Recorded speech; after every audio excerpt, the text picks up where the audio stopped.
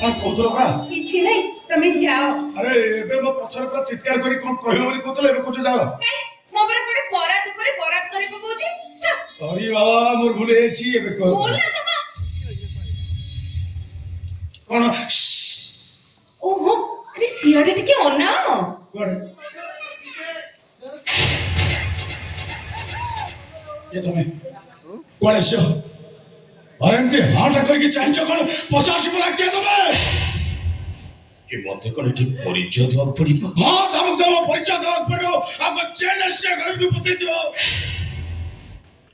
बाहर लोक माने निजर परिचय देथांती कोने भाई जे आदि ता भाई निकटरे परिचय दबो विश्वास करते कोन कहले आपण आपण अपन करे बड़ा भाई एला मतला से मोर कहिन हुए कि तंतो से तो मोर किछ संपर्क नाही तमे हो छ मो पत्नी को अन्य पुरुष को प्रणाम करिवो सेटा बातो चाहे लोक माने कोंती परछिय घर भांगी ये कौन घर भांगिला परी खर्च करूची बेकार कथावार्ता मत करो अरे मुह देखा पाउडाटा बाकी रही गला रे मां बाकी रही गला धैर्य धरिथिबु मां अपेक्षा करिथिबु समय आसले घर भाईटा ता पाउना निश्चित सुजित फालतू कथावार्ता मत करो कोन आसी जाओ को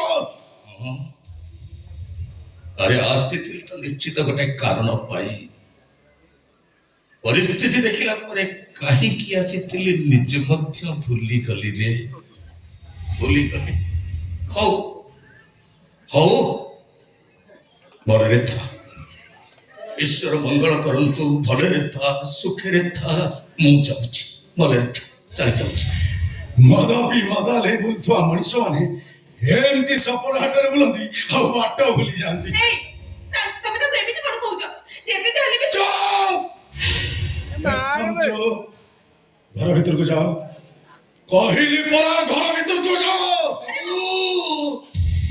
मने पड़ी गला काई कैसे थिली आपनकर मने थिबो कि नै से कथा मु जानि किंतु मने पकंत बाबू जमीदार पृथ्वीराज मान सिंह जहां करे आपन को पिल्ला दिन कटिथिला सेई पृथ्वीराज मान सिंह को धर्म पत्नी भाग्यलक्ष्मी देवी जी आपनकर भाउज हेबे जहां को बेले बेले आपन मां बोली संबोधन करि ए कथा मते कोन भाई कहू जाओ एथि काई कहूची बाबू भाग्यलक्ष्मी देवी आज जीवन मरण सहित मेडिकल बेड ऊपर संग्राम करूचंती ऑपरेशन हब लक्ष लक्ष टंका दरकार ए कथा मते कहया माने ना कोन बाबू मार ममतार ऋण सुझिबा संतान संतति जीवनर प्रथम पुण्य काम बाबू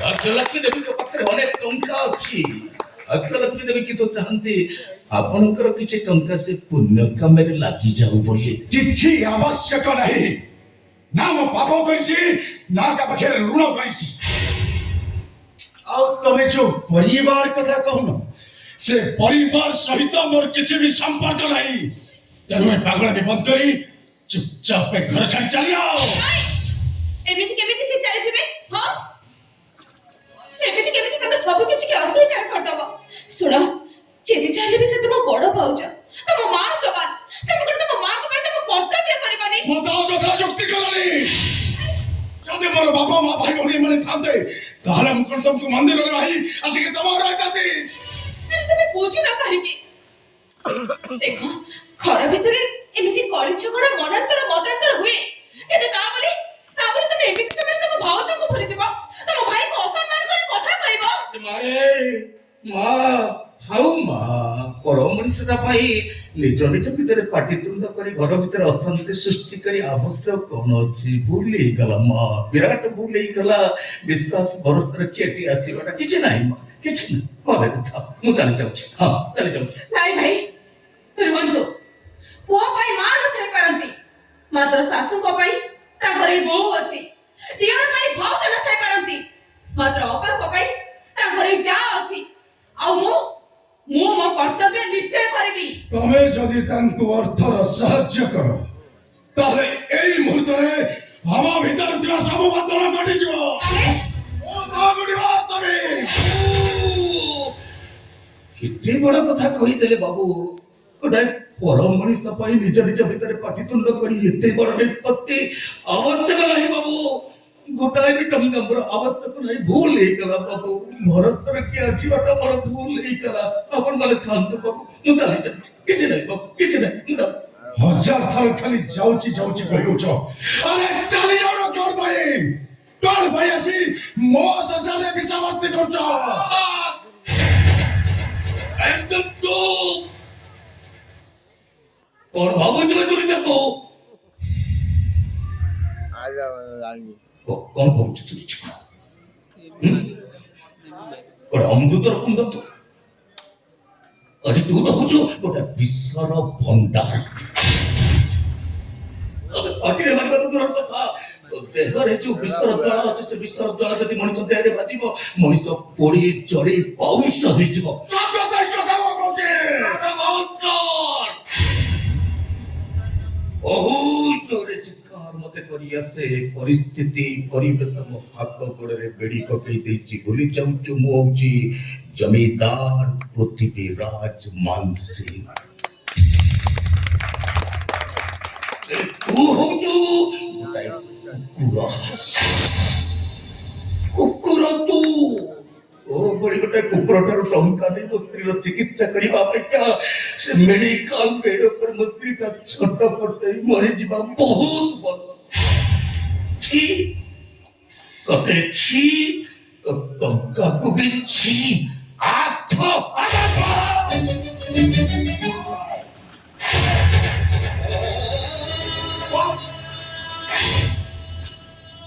ଅନ୍ତତ ପକ୍ଷେ ତମଠାରୁ ଏ ଅଭଦ୍ର ଆଚରଣ ମୁଁ କେବେ ଆଶା କରୁନଥିଲି ର ଏଇଟା ହଉଛି ମୋର ସମ୍ପୂର୍ଣ୍ଣ ବ୍ୟକ୍ତିଗତ କଥା।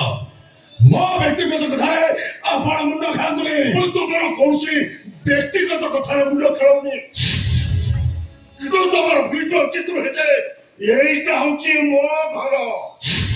ମୋ ଘର ମୋ ଘରକୁ ଆସିଥିବା ଜଣେ ଭଦ୍ର ବ୍ୟକ୍ତି କି ମୋ ଘରେ ରହୁଥିବା କୌଣସି ସଦସ୍ୟ ଏମିତି ଅଭଦ୍ର ଆଚରଣ କଲେ ମୁଁ କେବଳ ଗ୍ରହଣ କରିପାରିବି ନା। ଠିକ ଅଛି, ଏଇ ମୁହୂର୍ତ୍ତରେ ଘର ଛାଡ଼ି ଚାଲି ଯାଉଛି। ତୁମେ ଚାଲିଯାଅ, ତମ ଗଲା ପରେ ବୁଝିବି। ପ୍ରଥମେ ଭଦ୍ର କଥାଟା ବୁଝି ସାରି ଆଉ ବୁଝିବା କିଛି ଦରକାର ନାହିଁ ଆଜ୍ଞା। ଯାହା ବି ମୋର ବୁଝିବାର ବାକି ଥିଲା ଆପଣଙ୍କ ଉପସ୍ଥିତି ମତେ ଗୋଟି ଗୋଟି କରି ସବୁ କିଛି ବୁଝେଇଦେଲା ଆଜ୍ଞା। ଶୁଣିଥିଲି ଆଜ୍ଞା, ଶୁଣିଥିଲି ମୋ ସାନ ଭାଇ ବାହା ହେଇଛି, କିନ୍ତୁ ଶୁଣି ନଥିଲି ଆପଣଙ୍କ ଝିଅ ମୋ ସାନ ବୋହୂ ହେଇଛି ବୋଲି। ସତ କହୁଛି ଆଜ୍ଞା, ମୁଁ ଯଦି ଜାଣିଥାନ୍ତି ଏଇଟା ଆପଣଙ୍କ ଘର ବୋଲି ମୁଁ କେବେ ଆସିନଥାନ୍ତି ଆଜ୍ଞା। କେବେ ବି ଏଠିକି ଆସିନଥାନ୍ତି। କାହିଁକି ଆସିନଥାନ୍ତେ? ଏଠିକି ଆସିବ ପାଇଁ ତ ଆପଣଙ୍କର ଅଧିକାର ଅଛି। ଆପଣ ତ ଭୁଲ ବୁଝେଇ ନଥିବ। ଏମାନଙ୍କର ବାହାଘର ମୁଁ କରିନି। ଏପରି ଆପେ ମନ୍ଦିରରେ ଭାଇ ଚାଲି ଆସିଛନ୍ତି। କେବେ ଏଇ କଥା ଅନିଥା ଜଣିବା ପାଇଁ ଆପଣ ଚେଷ୍ଟା କରିଛି, ହେଲେ ଲାଞ୍ଚରେ ସେ କଥା ମୁଁ କରିପାରିବି। କେବଳ ମୁଁ ସମୟକୁ ଅପେକ୍ଷା କରିଥିଲି। ଆପଣ ବେତନରେ ଆସିବ। ଭାଗ୍ୟଲକ୍ଷ୍ମୀ ଦେବୀଙ୍କର ଚିକିତ୍ସା ପାଇଁ ଯେତେ ଟଙ୍କା ଖର୍ଚ୍ଚ ହବ ସବୁ ଟଙ୍କା ମୁଁ ଦେବି। ମୁଁ କିନ୍ତୁ ଆପଣଙ୍କ ଠାରୁ ଗୋଟାଏ ବି ଟଙ୍କା ନେବିନି। କାହିଁକି? କେମିତି ନେବି ଆଜ୍ଞା? ଏପର୍ଯ୍ୟନ୍ତ କେସ୍ ବାବଦ ଥିବା ଟଙ୍କା ଗୁଡାକ ମୁଁ ବାକି ହିସାବରେ ଦେଇପାରିନି। ପୁଣି ଆପଣଙ୍କ ଟଙ୍କା ନେଇ ମୁଁ କେମିତି ଧାରେ ଧାରୁ ଆଦି କହିଲି ଆଜ୍ଞା। ଧାରୁ ଆପଣ ଏମିତି କଣ କହୁଛନ୍ତି? ବନ୍ଧୁ ହିସାବରେ ଏଇଟା କହୁଛି ମୋର କର୍ତ୍ତବ୍ୟ। କାହାକୁ ବନ୍ଧୁ ବୋଲି କହୁଛନ୍ତି ଆଜ୍ଞା? ମତେ ବନ୍ଧୁ ବୋଲି କହୁଛନ୍ତି। କେମିତିକା ବନ୍ଧୁ ମୁଁ ଏପର୍ଯ୍ୟନ୍ତ ବୁଝିପାରୁନି ଆଜ୍ଞା। କି ପ୍ରକାର ବନ୍ଧୁ ମୁଁ? ନାଇଁ ଭାଇ, ଆପଣ ସେମିତି କୁହନ୍ତୁନି। ମୁଁ ମାନୁଛି ଆମେ ନିଜ ଇଚ୍ଛାରେ ବାହାରିକି ଭୁଲ କରିଦେଇଛୁ, କିନ୍ତୁ ଯେତେ ଯାହେଲେ ବି ମୁଁ ତ ଆପଣଙ୍କ ସାନ ବୋହୂ ନା। ଆରେ ମାରେ ସେ କଥା କହୁନି ରେ। ନିଜର ଜିଦ୍ ବଞ୍ଚିବାକୁ ଏମିତି ଗୋଟାଏ ଭୁଲ ମୁଁ କରିଦେଇଛି, ଯୋଉ ଭୁଲ ଫେରିବାଟା ଏ ଜନ୍ମରେ କେବେ ସମ୍ଭବ ନୁହେଁ ରେ ମା। ସମ୍ଭବ ନୁହେଁ। ନିଶ୍ଚୟ ସମ୍ଭବ ବଡ ଭାଇ। ତାଛଡା ପର ଲୋକ ପାଖରେ ଅର୍ଥର ସାହାଯ୍ୟ ଲଜ୍ଜା କର ହେଇପାରେ, ମାତ୍ର ସାନ ବୋହୂ ଘର ତ ଅର୍ଥର ଦାବି କରାଯାଏ। ଆଉ ଏମିତିରେ ବି ମୋ ବାହାଘର ବେଳେ ମୋ ବାପା ଯୌତୁକ ଆକାରରେ କିଛି ବି ଅର୍ଥ ଦେଇନାହାନ୍ତି। ବଡ ଭାଇ, ଏବେ ଯଦି ମୋ ବାପା କିଛି ଅର୍ଥ ଦବା ପାଇଁ ଇଚ୍ଛା କରୁଛନ୍ତି, ତାହେଲେ ତାକୁ ଆପଣ ଯୌତୁକ ଅର୍ଥ ବୋଲି ଭାବିକି ଗ୍ରହଣ କରିନିଅନ୍ତୁ। ଏଥିରେ ଧାରର ପ୍ରଶ୍ନ ଆସିବ କାହିଁକି? ପ୍ରଶ୍ନ ଆସିବରେ ମା, ପ୍ରଶ୍ନ ଆସିବ।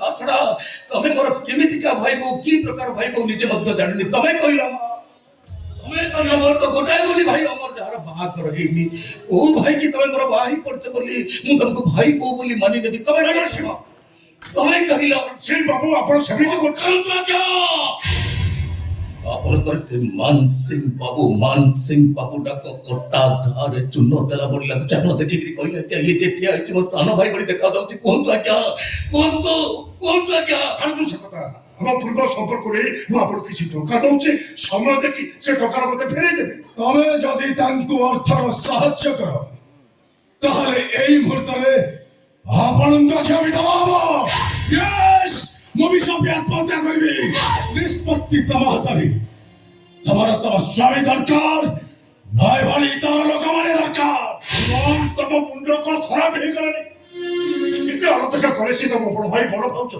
ଘର ଭିତରେ ପାଟିତୁଣ୍ଡ କଳିକଜିଆ ହୁଏ ତାର କି ସମାଧାନ ଅଛି ନା ନାଇଁ ତାପରେ ବଡ ଭାଇ ତ ବଡ ଦେଖା କରିବ ତାକୁ ଇତର ଛୋଟ କରି କହିବ ମୋର କିନ୍ତୁ ଶେଷ କଥା ଆପଣ ନିଷ୍ପତ୍ତି ନିଅନ୍ତୁ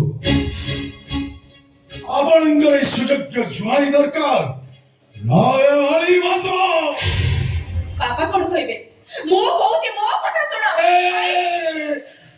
ତତେ ମୋ ନିୟମ ମା ଚୁପ ହେଇଯା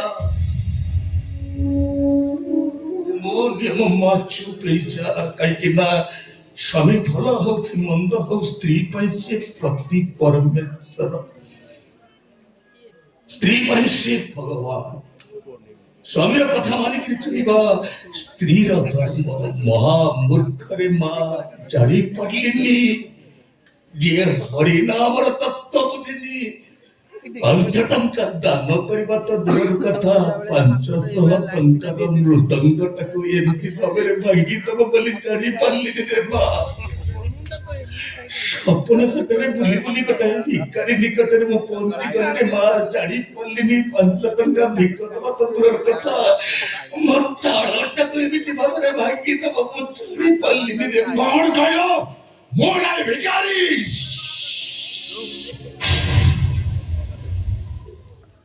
ବଡ ପାଟି କରିବାକୁ ବାଧ୍ୟ କରନି ରେ ବହୁତ ଜୋରରେ ପାଟି କରି ଆସେ ପରିସ୍ଥିତି ପରିବେଶ ପାଟିଟାକୁ ମୋର ସିଲେଇ କରିଦେଇଛି ଭୁଲି ଯାଉଛୁ ସକାଳ ବେଳା ଯୋଉ ଗଛର ଛାଇଟା ପଶ୍ଚିମ ଦିଗରେ ପଡିଥାଏ ସଞ୍ଜ ହେଲେ ସେଇ ଗଛର ଛାଇଟା ପୂର୍ବ ଦିଗକୁ ଚାଲି ଆସେ जमींदार पृथ्वीराज मान सिंह प्राण जाए पर वचन न जाए तू हो जो गोटाई कुकुर